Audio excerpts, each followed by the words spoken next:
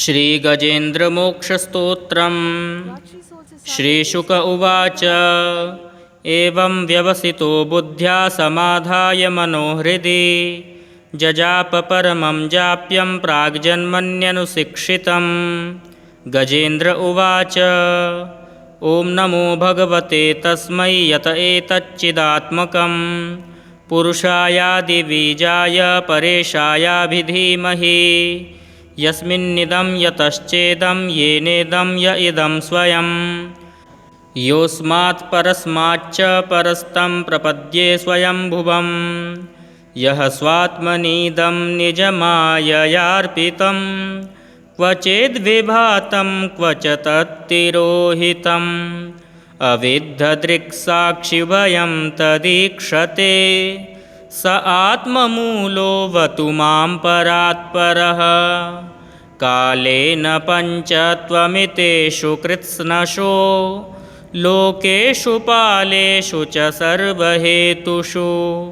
तमस्तदासीद्गहनं गभीरं यस्तस्य पारेऽभिविराजते विभुः। न यस्य देवारिषयः पदं विदुर्जन्तुः पुनः कोऽर्हति गन्तुमीरितुं।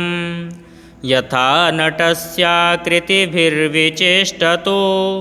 दुरत्ययानुक्रमणः समावतु दिदृक्षवो यस्य पदं सुमङ्गलं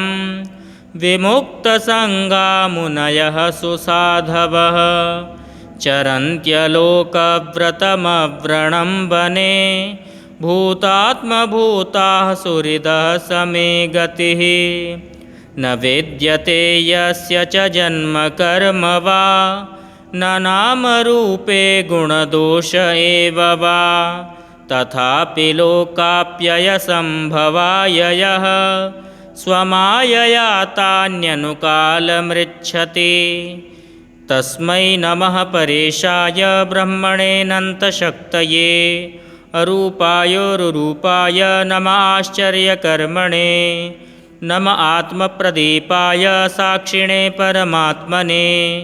नमो गिरां विदूराय मनसश्चेतसामपि सत्त्वेन प्रतिलभ्याय नैष्कर्म्येण विपश्चिता। नमः कैवल्यनाथाय निर्वाणसुखसंविदे नमः शान्ताय घोराय मूढाय गुणधर्मिणे निर्विशेषाय साम्याय नमो ज्ञानघनाय च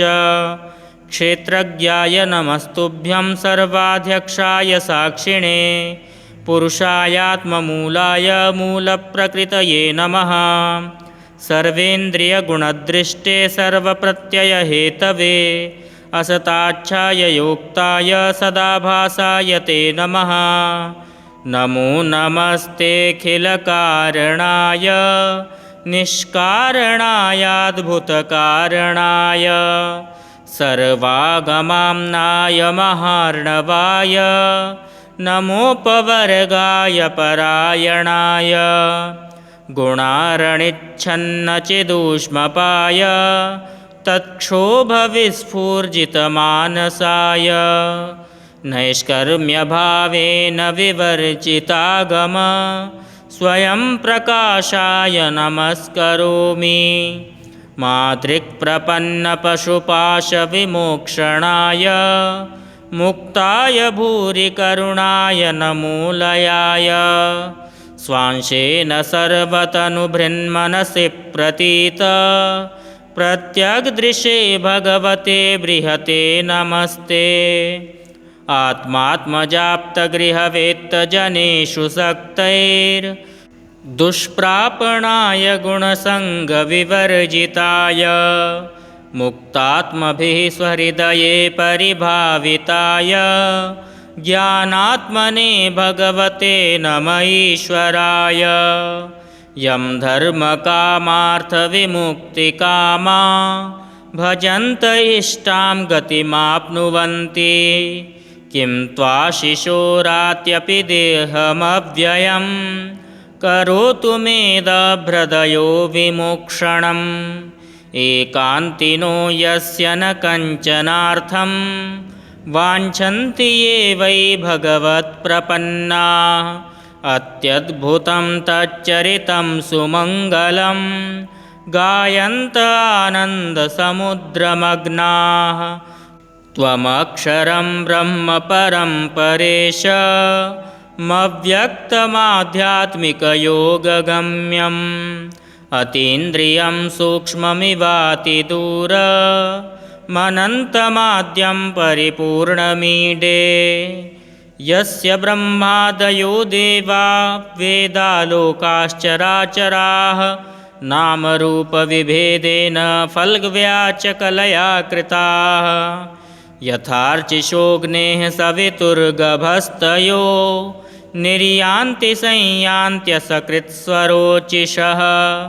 तथा यतोऽयं गुणसम्प्रवाहो बुद्धिर्मनः खानि शरीरसर्गाः स वै न देवासुरमर्त्यतिर्यं न स्त्री न षण्ढो न पुमान्न जन्तुः नायं गुणः कर्म न सन्न चासन् निषेधशेषो जयतादशेषः जिजीविषेनाहमिहामुया किम् अन्तर्बहिश्चावृतये भयोन्या इच्छामि कालेन न यस्य विप्लवस्तस्यात्मलोकावरणस्य मोक्षम् सोऽहं विश्वसृजं विश्वमविश्वं विश्ववेदसं विश्वात्मानमजं ब्रह्म प्रणतोऽस्मि परं पदं योगरन्धितकर्माणो हृदि योगविभाविते योगिनो यं प्रपश्यन्ति योगेशं तं नतोऽस्म्यहं नमो नमस्तुभ्यमसह्यवेग शक्तित्रयायाखिलधिगुणाय प्रपन्नपालाय दुरन्तशक्तये कदिन्द्रियाणामनवाप्यवर्त्मने नायं वेद स्वमात्मानं यच्छक्त्या हन्धिया हतं तं दुरत्ययमाहात्म्यं भगवन्तमितोऽस्म्यहम् श्रीशुक उवाच एवं गजेन्द्रमुपवर्णितनिर्विशेषं ब्रह्मादयो विविधलिङ्गभिदाभिमानाः नैते यदोपससृपुर्निखिलात्मकत्वात् तत्राखिलामरमयो हरिराविरासीत् तं तद्वदार्थमुपलभ्य जगन्निवासः स्तोत्रं निशम्य दिविजैः सह संस्तुवद्भिः छन्दोमयेन गरुडेन समुह्यमानश्चक्रायुधोऽभ्यगमदाशु यतो गजेन्द्रः सोऽन्तः सरस्युरुबलेन गृहीत आर्तो दृष्ट्वा गरुत्मतिहरिं ख उपात्तचक्रम् उत्क्षिप्य साम्बुजकरं गिरमाह कृच्छ्रान् नारायणाखिलगुरो भगवन्नमस्ते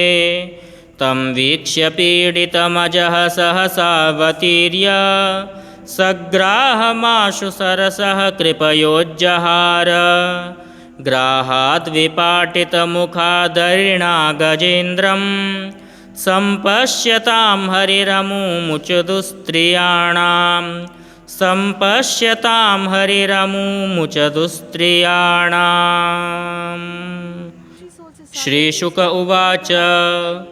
एवं व्यवसितो बुद्ध्या समाधाय मनोहृदि जजाप परमं जाप्यं प्राग्जन्मन्यनुशिक्षितं गजेन्द्र उवाच ॐ नमो भगवते तस्मै यत एतच्चिदात्मकं पुरुषायादिबीजाय परेशायाभिधीमहि यस्मिन्निदं यतश्चेदं येनेदं य इदं स्वयं योऽस्मात् परस्माच्च परस्तं प्रपद्ये स्वयंभुवं यः स्वात्मनीदं निजमाययार्पितं क्वचिद्विभातं क्व च तत्तिरोहितम् अविद्धदृक्साक्षिभयं तदीक्षते स आत्ममूलोऽवतु मां परात्परः कालेन पञ्चत्वमितेषु कृत्स्नशो लोकेषु पालेषु च सर्वहेतुषु तमस्तदासीद् गहनं गभीरं यस्तस्य पारेऽभिविराजते विभुः न यस्य देवा ऋषयः पदं विदुर्जन्तुः पुनः कोऽर्हति गन्तुमीरितुं यथा नटस्याकृतिभिर्विचेष्टतो दुरत्ययानुक्रमणः समावतु दिदृक्षवो यस्य पदं सुमङ्गलं विमुक्तसङ्गा मुनयः सुसाधवः चरन्त्यलोकव्रतमव्रणं वने भूतात्मभूताः सुहृदः समे गतिः न वेद्यते यस्य च जन्म कर्म वा न नामरूपे गुणदोष एव वा तथापि लोकाप्ययसम्भवाय यः स्वमायया तान्यनुकालमृच्छति तस्मै नमः परेशाय ब्रह्मणेऽनन्तशक्तये अरूपायोरुरूपाय नमः आश्चर्यकर्मणे नमः आत्मप्रदीपाय साक्षिणे परमात्मने नमो गिरां विदूराय मनसश्चेतसामपि सत्त्वेन प्रतिलभ्याय नैष्कर्म्येण विपश्चिता नमः कैवल्यनाथाय निर्वाणसुखसंविदे नमः शान्ताय घोराय मूढाय गुणधर्मिणे निर्विशेषाय साम्याय नमो ज्ञानघनाय च क्षेत्रज्ञाय नमस्तुभ्यं सर्वाध्यक्षाय साक्षिणे पुरुषायात्ममूलाय मूलप्रकृतये नमः सर्वेन्द्रियगुणदृष्टे सर्वप्रत्ययहेतवे असताच्छाय योक्ताय सदाभासाय ते नमः नमो नमस्तेऽखिलकारणाय निष्कारणायाद्भुतकारणाय सर्वागमाम्नाय महार्णवाय नमोपवर्गाय परायणाय गुणारणिच्छन्नचिदूष्मपाय तत्क्षोभविस्फूर्जितमानसाय नैष्कर्म्यभावेन विवर्जितागम स्वयं प्रकाशाय नमस्करोमि मातृक्प्रपन्नपशुपाशविमोक्षणाय मुक्ताय भूरिकरुणाय नमोलयाय स्वांशेन सर्वतनुभृन्मनसि प्रतीत प्रत्यग्दृशे भगवते बृहते नमस्ते आत्मात्मजाप्तगृहवेत्तजनेषु सक्तैर्दुष्प्रापणाय गुणसङ्गविवर्जिताय मुक्तात्मभिः स्वहृदये परिभाविताय ज्ञानात्मने भगवते नमः ईश्वराय यं धर्मकामार्थविमुक्तिकामा भजन्त इष्टां गतिमाप्नुवन्ति किं त्वाशिशोरात्यपि देहमव्ययं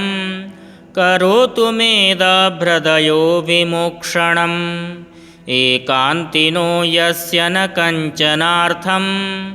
वाञ्छन्ति ये वै भगवत्प्रपन्नाः अत्यद्भुतं तच्चरितं सुमङ्गलं गायन्त आनन्दसमुद्रमग्नाः त्वमक्षरं ब्रह्म परं परेश मव्यक्तमाध्यात्मिकयोगगम्यम् अतीन्द्रियं सूक्ष्ममिवातिदूरमनन्तमाद्यं परिपूर्णमीडे यस्य ब्रह्मादयो देवा वेदालोकाश्चराचराः नामरूपविभेदेन फल्गव्याचकलया कृताः यथार्चिषोऽग्नेः सवितुर्गभस्तयो निर्यान्ति संयान्त्यसकृत्स्वरोचिषः तथा यतोऽयं गुणसम्प्रवाहो बुद्धिर्मनः खानि शरीरसर्गाः स वै न देवासुरमर्त्यतिर्यं न स्त्री न षण्ढो न पुमान्न जन्तुः नायं गुणः कर्म न सन्न चासन् निषेधशेषो जयतादशेषः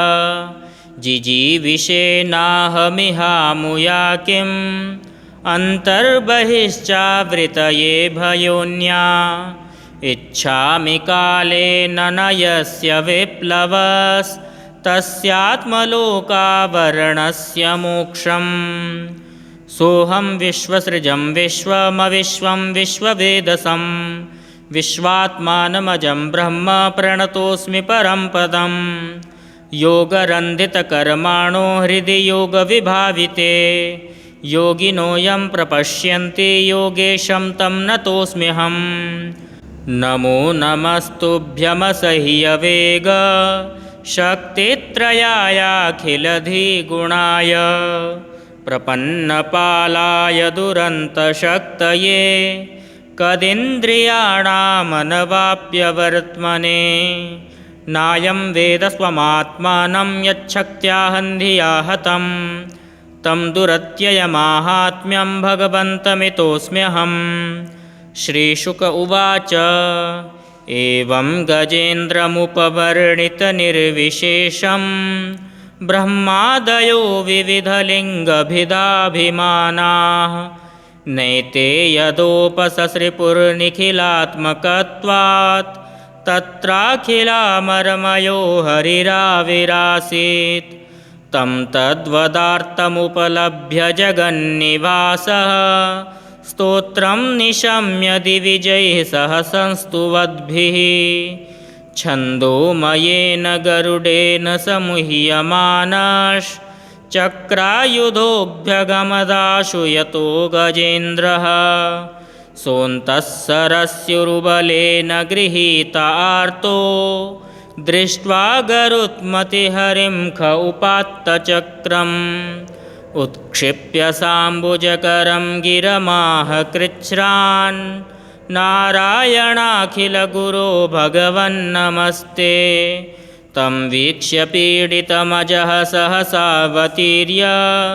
सग्राहमाशु सरसः कृपयोज्जहार ग्राहाद्विपाटितमुखादरिणा गजेन्द्रं सम्पश्यतां हरिरमुमुचदुस्त्रियाणां सम्पश्यतां हरिरमुमुचदुस्त्रियाणाम् श्रीशुक उवाच एवं व्यवसितो बुद्ध्या समाधाय मनोहृदि जजाप परमं जाप्यं प्राग्जन्मन्यनुशिक्षितं गजेन्द्र उवाच ॐ नमो भगवते तस्मै यत एतच्चिदात्मकं पुरुषायादिबीजाय परेशायाभिधीमहि यस्मिन्निदं यतश्चेदं येनेदं य इदं स्वयं योऽस्मात् परस्माच्च परस्तं प्रपद्ये स्वयंभुवं यः स्वात्मनीदं निजमाययार्पितं क्वचिद्विभातं क्वच तत्तिरोहितम् अविद्धदृक्साक्षिभयं तदीक्षते स आत्ममूलोऽवतु मां परात्परः कालेन पञ्चत्वमितेषु कृत्स्नशो लोकेषु पालेषु च सर्वहेतुषु तमस्तदासीद् गहनं गभीरं यस्तस्य पारेऽभिविराजते विभुः न यस्य देवारिषयः पदं विदुर्जन्तुः पुनः कोऽर्हति गन्तुमीरितुं यथा नटस्याकृतिभिर्विचेष्टतो दुरत्ययानुक्रमणः समावतु दिदृक्षवो यस्य पदं सुमङ्गलं विमुक्तसङ्गामुनयः सुसाधवः चरन्त्यलोकव्रतमव्रणं वने भूतात्मभूताः सुहृदः समे गतिः न वेद्यते यस्य च जन्म कर्म वा न नामरूपे गुणदोष एव वा तथापि लोकाप्ययसम्भवाय यः स्वमायया तान्यनुकालमृच्छति। तस्मै नमः परेशाय ब्रह्मणेऽनन्तशक्तये अरूपायोरुरूपाय नमः आश्चर्यकर्मणे नमः आत्मप्रदीपाय साक्षिणे परमात्मने नमो गिरां विदूराय मनसश्चेतसामपि सत्त्वेन प्रतिलभ्याय नैष्कर्म्येण विपश्चिता नमः कैवल्यनाथाय निर्वाणसुखसंविदे नमः शान्ताय घोराय मूढाय गुणधर्मिणे निर्विशेषाय साम्याय नमो ज्ञानघनाय च क्षेत्रज्ञाय नमस्तुभ्यं सर्वाध्यक्षाय साक्षिणे पुरुषायात्ममूलाय मूलप्रकृतये नमः सर्वेन्द्रियगुणदृष्टे सर्वप्रत्ययहेतवे असताच्छाय योक्ताय सदाभासाय ते नमः नमो नमस्तेऽखिलकारणाय निष्कारणायाद्भुतकारणाय सर्वागमाम्नाय महार्णवाय नमोपवर्गाय परायणाय गुणारणिच्छन्नचिदूष्मपाय तत्क्षोभविस्फूर्जितमानसाय नैष्कर्म्यभावेन विवर्जितागम स्वयं प्रकाशाय नमस्करोमि मातृक्प्रपन्नपशुपाशविमोक्षणाय मुक्ताय भूरिकरुणाय नमोलयाय स्वांशेन सर्वतनुभृन्मनसि प्रतीत प्रत्यग्दृशे भगवते बृहते नमस्ते आत्मात्मजाप्तगृहवेत्तजनेषु सक्तैर्दुष्प्रापणाय गुणसङ्गविवर्जिताय मुक्तात्मभिः स्वहृदये परिभाविताय ज्ञानात्मने भगवते नमः ईश्वराय यं धर्मकामार्थविमुक्तिकामा भजन्त इष्टां गतिमाप्नुवन्ति किं त्वाशिशोरात्यपि देहमव्ययं करोतु मेदभ्रदयो विमोक्षणम् एकान्तिनो यस्य न कञ्चनार्थं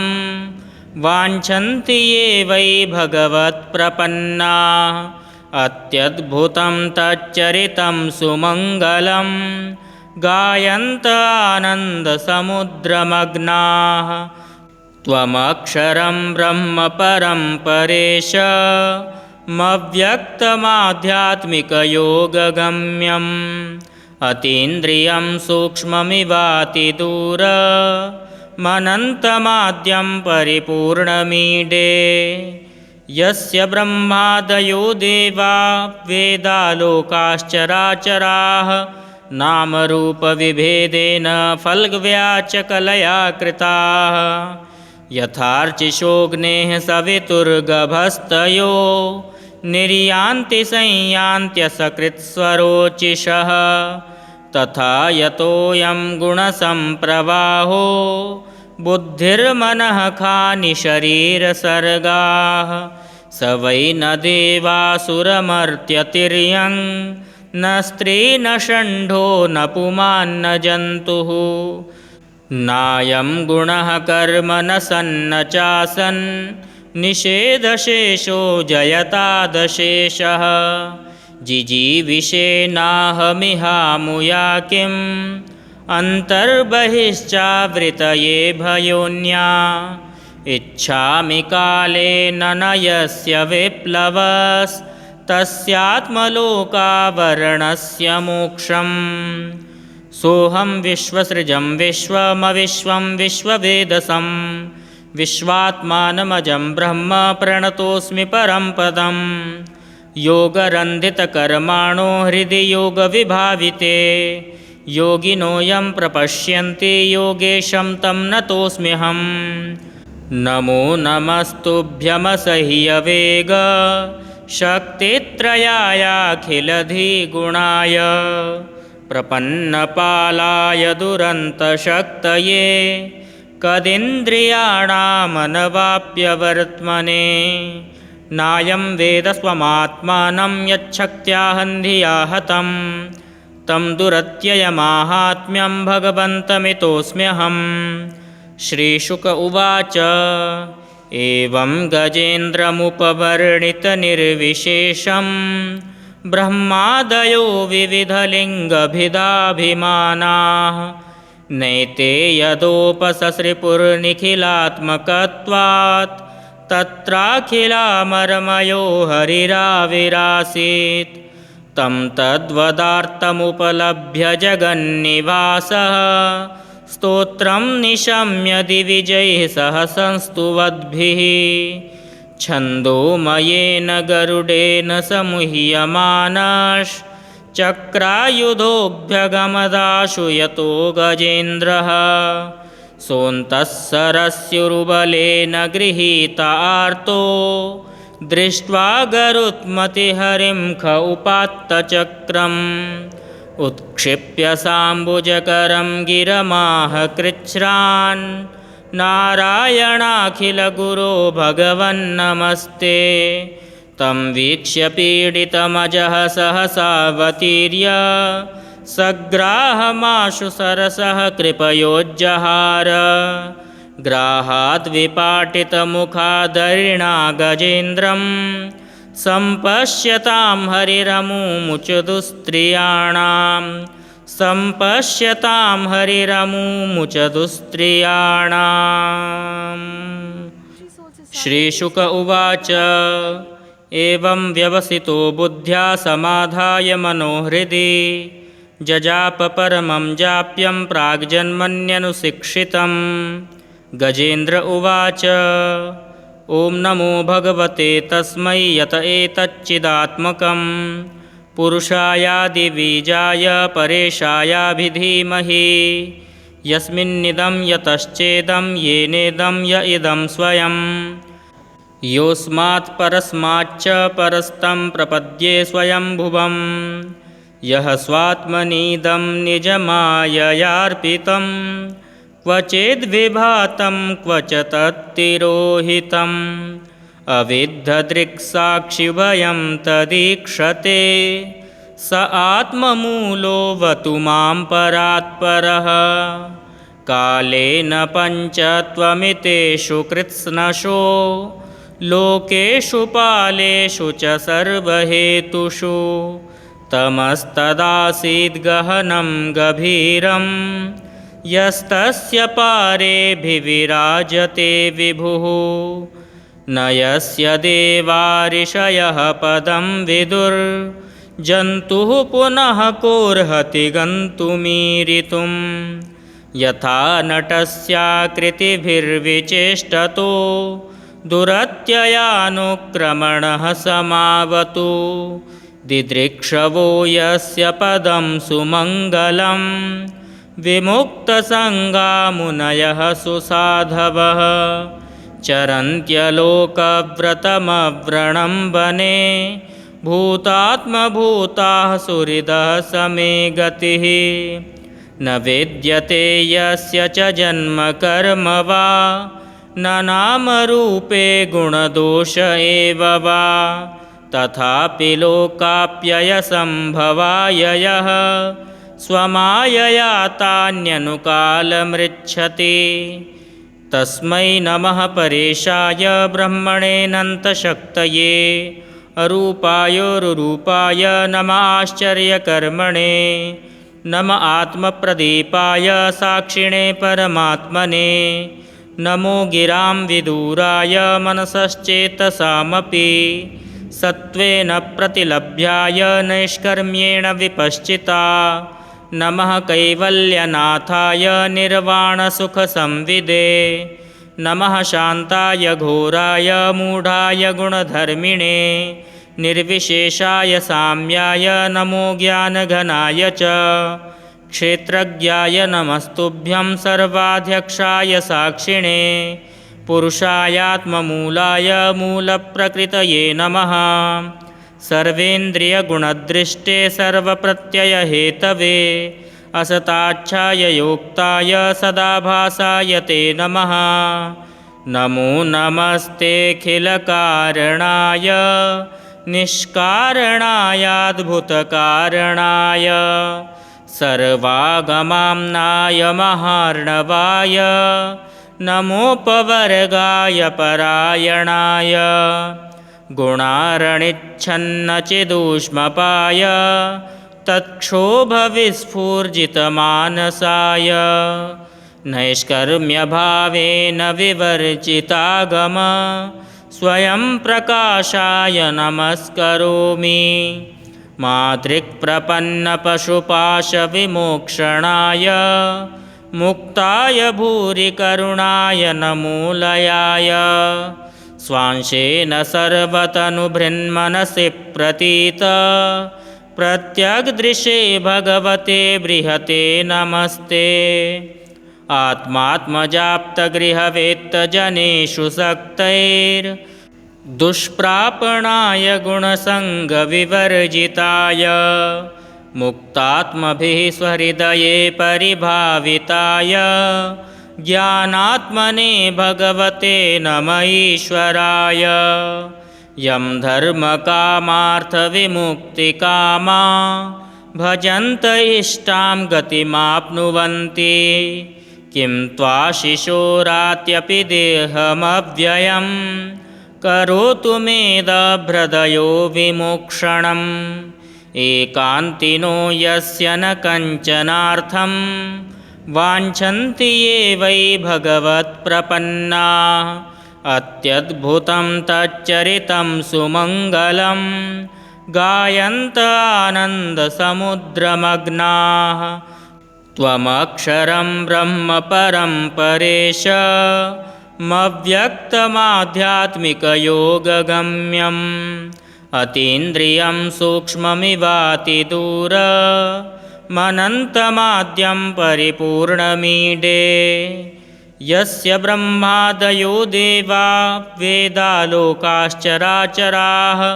नामरूपविभेदेन फल्गव्याचकलया कृताः।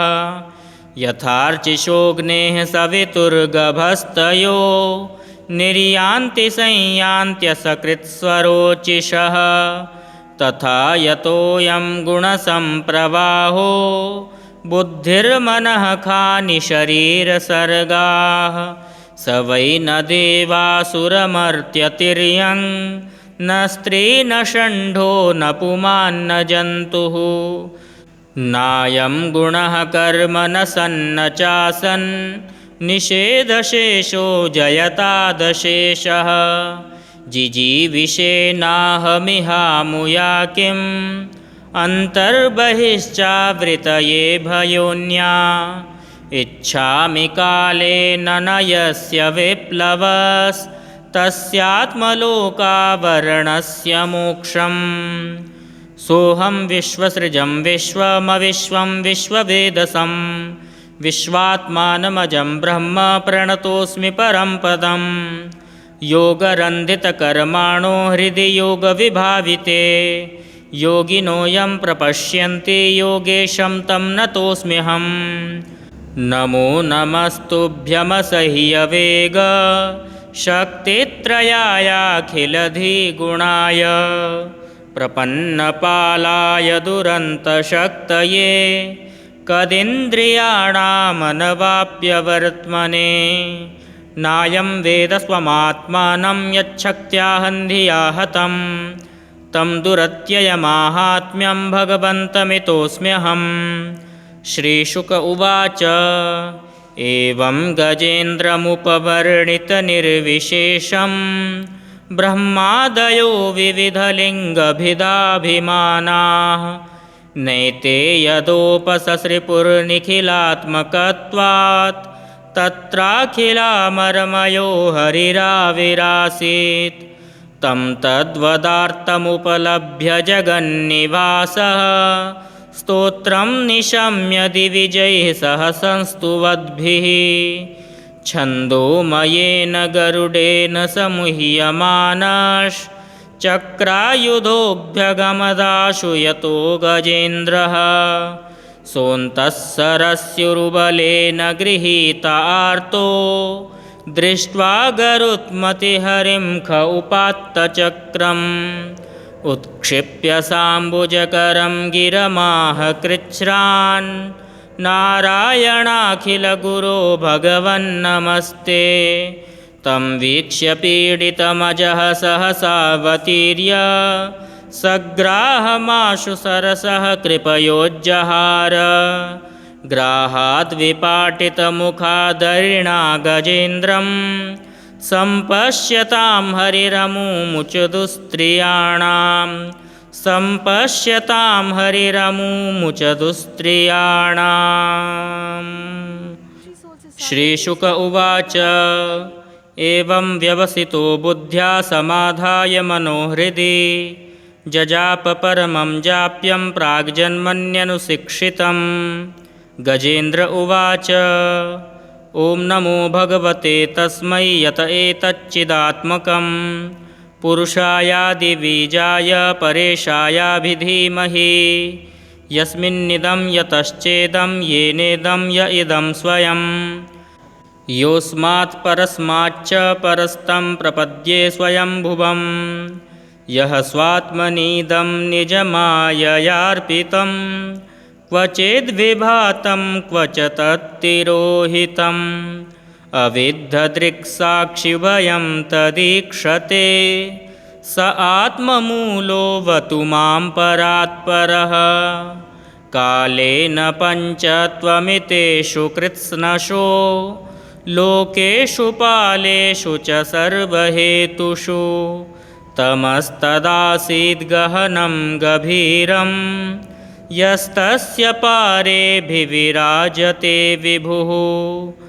न यस्य देवारिषयः पदं विदुर्जन्तुः पुनः कोऽर्हति गन्तुमीरितुं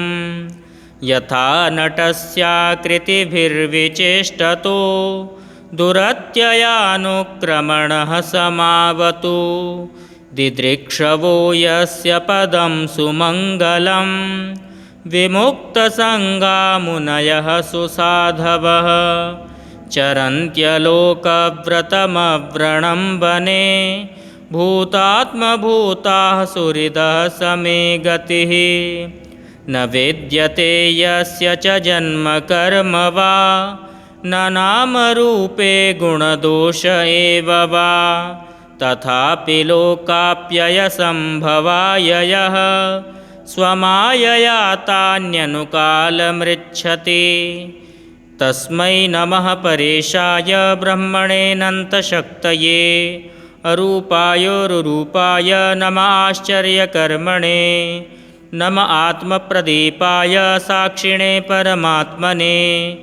नमो गिरां विदूराय मनसश्चेतसामपि सत्त्वेन प्रतिलभ्याय नैष्कर्म्येण विपश्चिता नमः कैवल्यनाथाय निर्वाणसुखसंविदे नमः शान्ताय घोराय मूढाय गुणधर्मिणे निर्विशेषाय साम्याय नमो ज्ञानघनाय च क्षेत्रज्ञाय नमस्तुभ्यं सर्वाध्यक्षाय साक्षिणे पुरुषायात्ममूलाय मूलप्रकृतये नमः सर्वेन्द्रियगुणदृष्टे सर्वप्रत्ययहेतवे असताच्छाय योक्ताय सदाभासाय ते नमः नमो नमस्तेऽखिलकारणाय निष्कारणायाद्भुतकारणाय सर्वागमाम्नाय महार्णवाय नमोपवर्गाय परायणाय गुणारणिच्छन्नचिदूष्मपाय तत्क्षोभविस्फूर्जितमानसाय नैष्कर्म्यभावेन विवर्जितागम स्वयं प्रकाशाय नमस्करोमि मातृक्प्रपन्नपशुपाशविमोक्षणाय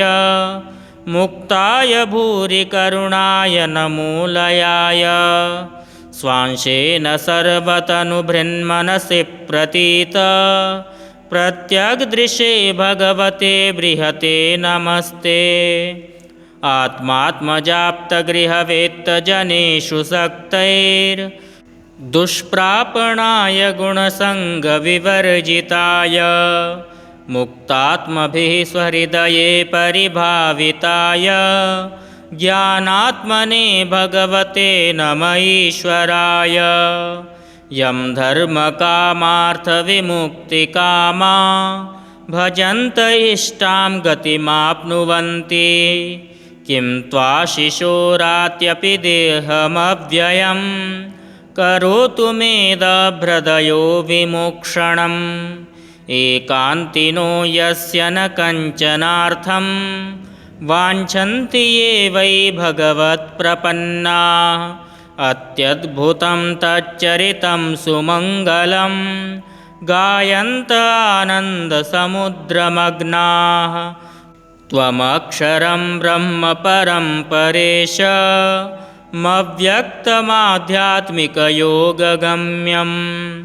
अतीन्द्रियं सूक्ष्ममिवातिदूरमनन्तमाद्यं परिपूर्णमीडे। यस्य ब्रह्मादयो देवा वेदालोकाश्चराचराः नामरूपविभेदेन फल्गव्याचकलया कृताः।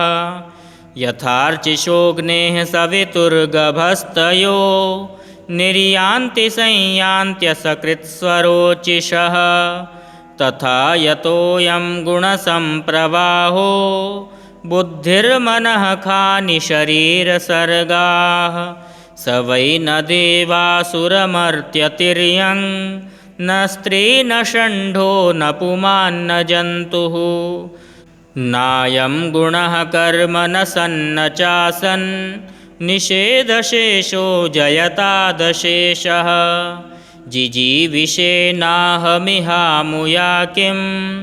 अन्तर्बहिश्चावृतये भयोन्या। इच्छामि कालेन न यस्य विप्लवस्तस्यात्मलोकावरणस्य मोक्षम्। सोऽहं विश्वसृजं विश्वमविश्वं विश्ववेदसं विश्वात्मानमजं ब्रह्म प्रणतोऽस्मि परं पदं। योगरन्धितकर्माणो हृदि योगविभाविते योगिनो यं प्रपश्यन्ति योगेशं तं नतोऽस्म्यहं। नमो नमस्तुभ्यमसह्यवेग शक्तित्रयायाखिलधिगुणाय प्रपन्नपालाय दुरन्तशक्तये कदिन्द्रियाणामनवाप्यवर्त्मने। नायं वेद स्वमात्मानं यच्छक्त्या हन्धिया हतं तं दुरत्ययमाहात्म्यं भगवन्तमितोऽस्म्यहं। श्रीशुक उवाच एवं गजेन्द्रमुपवर्णितनिर्विशेषं ब्रह्मादयो विविधलिङ्गभिदाभिमानाः नैते यदोपससृपुर्निखिलात्मकत्वात् तत्राखिलामरमयो हरिराविरासीत्। तं तद्वदार्थमुपलभ्य जगन्निवासः स्तोत्रं निशम्य दिविजैः सह संस्तुवद्भिः। छन्दोमयेन गरुडेन समुह्यमानश्चक्रायुधोऽभ्यगमदाशु यतो गजेन्द्रः। सोऽन्तः सरस्युरुबलेन गृहीत आर्तो दृष्ट्वा गरुत्मतिहरिं ख उपात्तचक्रम्। उत्क्षिप्य साम्बुजकरं गिरमाह कृच्छ्रान् नारायणाखिलगुरो भगवन्नमस्ते। तं वीक्ष्य पीडितमजः सहसावतीर्य सग्राहमाशु सरसः कृपयोज्जहार। ग्राहाद्विपाटितमुखादरिणा गजेन्द्रं सम्पश्यतां हरिरमुमुचदुस्त्रियाणां सम्पश्यतां हरिरमुमुचदुस्त्रियाणाम्। श्रीशुक उवाच एवं व्यवसितो बुद्ध्या समाधाय मनोहृदि जजाप परमं जाप्यं प्राग्जन्मन्यनुशिक्षितं। गजेन्द्र उवाच ॐ नमो भगवते तस्मै यत एतच्चिदात्मकं पुरुषायादिबीजाय परेशायाभिधीमहि यस्मिन्निदं यतश्चेदं येनेदं य इदं स्वयं योऽस्मात् परस्माच्च परस्तं प्रपद्ये स्वयंभुवं यः स्वात्मनीदं निजमाययार्पितं क्वचिद्विभातं क्व च तत्तिरोहितम् अविद्धदृक्साक्षिभयं तदीक्षते स आत्ममूलोऽवतु मां परात्परः कालेन पञ्चत्वमितेषु कृत्स्नशो लोकेषु पालेषु च सर्वहेतुषु तमस्तदासीद्गहनं गभीरं यस्तस्य पारेऽभिविराजते विभुः न यस्य देवारिषयः पदं विदुर्जन्तुः पुनः कोऽर्हति गन्तुमीरितुं यथा नटस्याकृतिभिर्विचेष्टतो दुरत्ययानुक्रमणः समावतु दिदृक्षवो यस्य पदं सुमङ्गलं विमुक्तसङ्गामुनयः सुसाधवः चरन्त्यलोकव्रतमव्रणं वने भूतात्मभूताः सुहृदः समे गतिः न विद्यते यस्य च जन्म कर्म वा न नामरूपे गुणदोष एव वा तथापि लोकाप्ययसम्भवाय यः स्वमायया तान्यनुकालमृच्छति तस्मै नमः परेशाय ब्रह्मणेऽनन्तशक्तये अरूपायोरुरूपाय नमः आश्चर्यकर्मणे नमः आत्मप्रदीपाय साक्षिणे परमात्मने नमो गिरां विदूराय मनसश्चेतसामपि सत्त्वेन प्रतिलभ्याय नैष्कर्म्येण विपश्चिता नमः कैवल्यनाथाय निर्वाणसुखसंविदे नमः शान्ताय घोराय मूढाय गुणधर्मिणे निर्विशेषाय साम्याय नमो ज्ञानघनाय च क्षेत्रज्ञाय नमस्तुभ्यं सर्वाध्यक्षाय साक्षिणे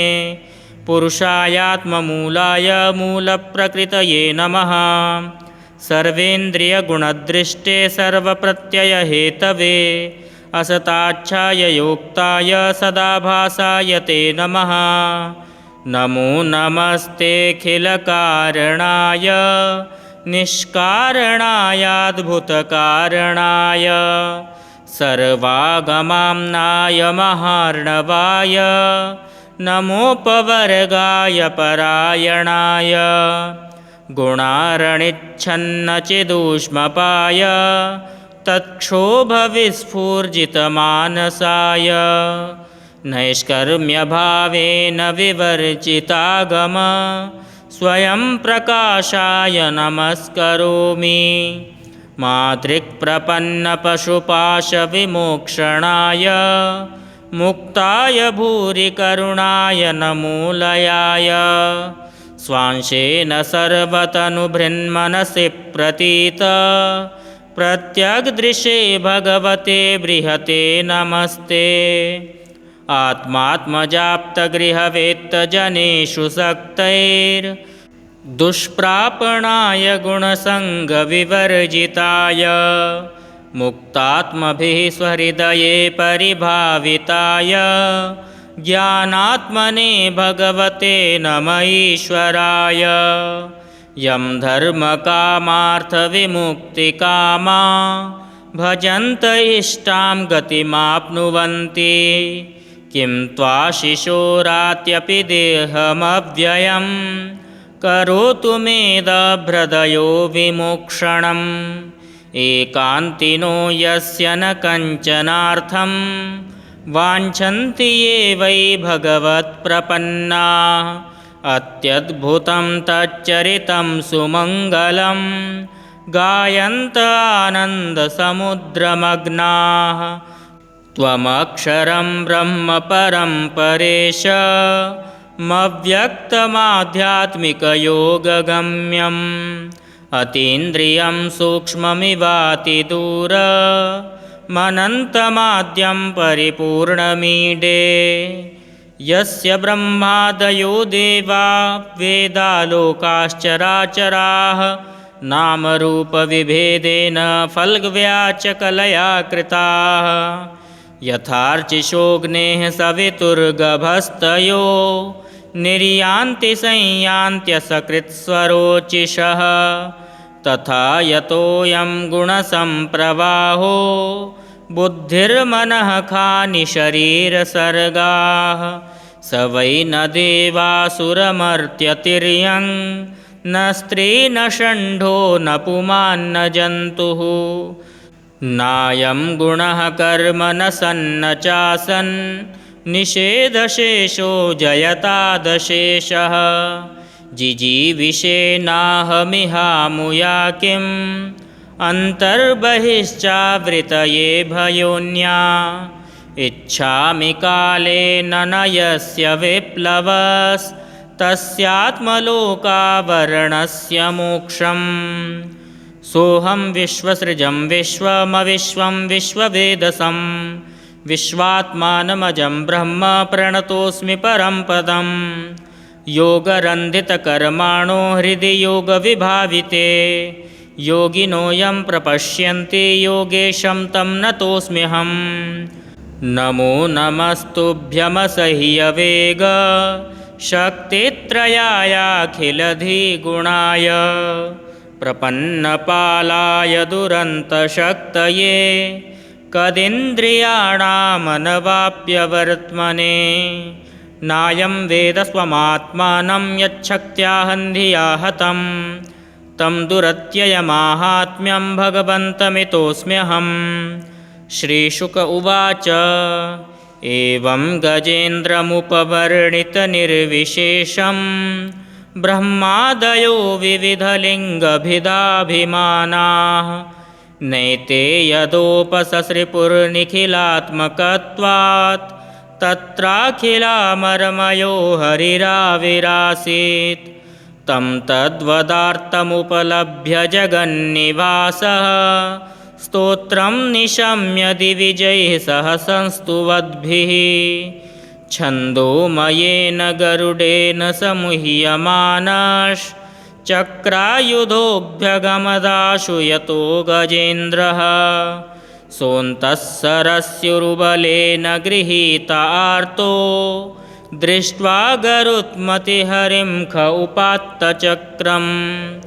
उत्क्षिप्य साम्बुजकरं गिरमाह कृच्छ्रान् नारायणाखिलगुरो भगवन्नमस्ते तं वीक्ष्य पीडितमजः सहसावतीर्य सग्राहमाशु सरसः कृपयोज्जहार ग्राहाद्विपाटितमुखादरिणा गजेन्द्रं सम्पश्यतां हरिरमुमुचदुस्त्रियाणां सम्पश्यतां हरिरमुमुचदुस्त्रियाणाम्। श्रीशुक उवाच एवं व्यवसितो बुद्ध्या समाधाय मनोहृदि जजाप परमं जाप्यं प्राग्जन्मन्यनुशिक्षितं गजेन्द्र उवाच ॐ नमो भगवते तस्मै यत एतच्चिदात्मकं पुरुषायादिबीजाय परेशायाभिधीमहि यस्मिन्निदं यतश्चेदं येनेदं य इदं स्वयं योऽस्मात् परस्माच्च परस्तं प्रपद्ये स्वयंभुवं यः स्वात्मनीदं निजमाययार्पितं क्वचिद्विभातं क्व च तत्तिरोहितम्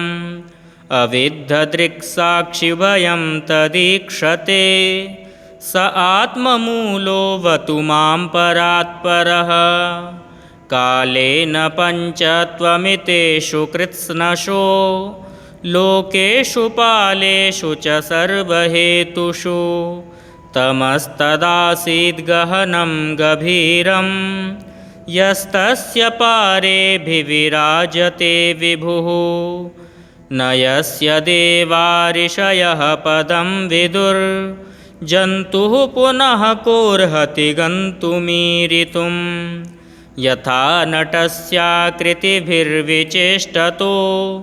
दुरत्ययानुक्रमणः समावतु दिदृक्षवो यस्य पदं सुमङ्गलं विमुक्तसङ्गा मुनयः सुसाधवः चरन्त्यलोकव्रतमव्रणं वने भूतात्मभूताः सुहृदः समे गतिः न वेद्यते यस्य च जन्म कर्म वा न नामरूपे गुणदोष एव वा तथापि लोकाप्ययसम्भवाय यः स्वमायया तान्यनुकालमृच्छति तस्मै नमः परेशाय ब्रह्मणेऽनन्तशक्तये अरूपायोरुरूपाय नमः आश्चर्यकर्मणे नमः आत्मप्रदीपाय साक्षिणे परमात्मने नमो गिरां विदूराय मनसश्चेतसामपि सत्त्वेन प्रतिलभ्याय नैष्कर्म्येण विपश्चिता नमः कैवल्यनाथाय निर्वाणसुखसंविदे नमः शान्ताय घोराय मूढाय गुणधर्मिणे निर्विशेषाय साम्याय नमो ज्ञानघनाय च क्षेत्रज्ञाय नमस्तुभ्यं सर्वाध्यक्षाय साक्षिणे पुरुषायात्ममूलाय मूलप्रकृतये नमः सर्वेन्द्रियगुणदृष्टे सर्वप्रत्ययहेतवे असताच्छाय योक्ताय सदाभासाय ते नमः नमो नमस्तेऽखिलकारणाय निष्कारणायाद्भुतकारणाय सर्वागमाम्नाय महार्णवाय नमोपवर्गाय परायणाय गुणारणिच्छन्नचिदूष्मपाय तत्क्षोभविस्फूर्जितमानसाय नैष्कर्म्यभावेन विवर्जितागम स्वयं प्रकाशाय नमस्करोमि मातृक्प्रपन्नपशुपाशविमोक्षणाय मुक्ताय भूरिकरुणाय नमोलयाय स्वांशेन सर्वतनुभृन्मनसि प्रतीत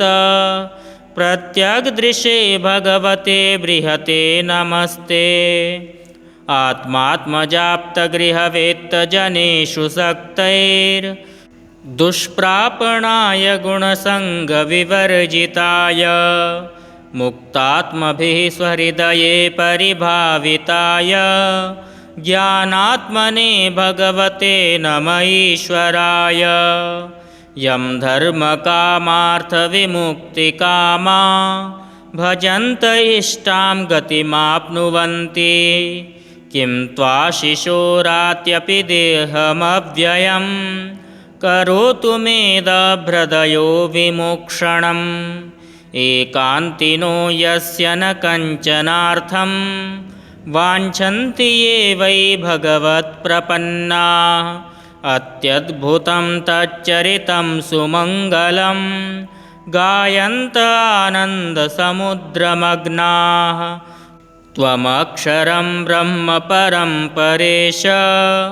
मव्यक्तमाध्यात्मिकयोगगम्यम् अतीन्द्रियं सूक्ष्ममिवातिदूरमनन्तमाद्यं परिपूर्णमीडे यस्य ब्रह्मादयो देवा वेदालोकाश्चराचराः नामरूपविभेदेन फल्गव्याचकलया कृताः यथार्चिषोऽग्नेः सवितुर्गभस्तयो निर्यान्ति संयान्त्यसकृत्स्वरोचिषः तथा यतोऽयं गुणसम्प्रवाहो बुद्धिर्मनः खानि शरीरसर्गाः स वै न देवासुरमर्त्यतिर्यं न स्त्री न षण्ढो न पुमान्न जन्तुः नायं गुणः कर्म न सन्न चासन् निषेधशेषो जयतादशेषः जिजीविषेनाहमिहामुया किम् अन्तर्बहिश्चावृतये भयोन्या इच्छामि कालेन न यस्य विप्लवस्तस्यात्मलोकावरणस्य मोक्षम् सोऽहं विश्वसृजं विश्वमविश्वं विश्ववेदसं विश्वात्मानमजं ब्रह्म प्रणतोऽस्मि परं पदम् योगरन्धितकर्माणो हृदि योगविभाविते योगिनो यं प्रपश्यन्ति योगेशं तं नतोऽस्म्यहम् नमो नमस्तुभ्यमसह्यवेग शक्तित्रयायाखिलधिगुणाय प्रपन्नपालाय दुरन्तशक्तये कदिन्द्रियाणामनवाप्यवर्त्मने नायं वेद स्वमात्मानं यच्छक्त्या हन्धिया हतं तं दुरत्ययमाहात्म्यं भगवन्तमितोऽस्म्यहम् श्रीशुक उवाच एवं गजेन्द्रमुपवर्णितनिर्विशेषं ब्रह्मादयो विविधलिङ्गभिदाभिमानाः नैते यदोपससृपुर्निखिलात्मकत्वात् तत्राखिलामरमयो हरिराविरासीत् तं तद्वदार्थमुपलभ्य जगन्निवासः स्तोत्रं निशम्य दिविजैः सह संस्तुवद्भिः छन्दोमयेन गरुडेन समुह्यमानश्चक्रायुधोऽभ्यगमदाशु यतो गजेन्द्रः सोऽन्तः सरस्युरुबलेन गृहीत आर्तो दृष्ट्वा गरुत्मतिहरिं ख उपात्तचक्रम्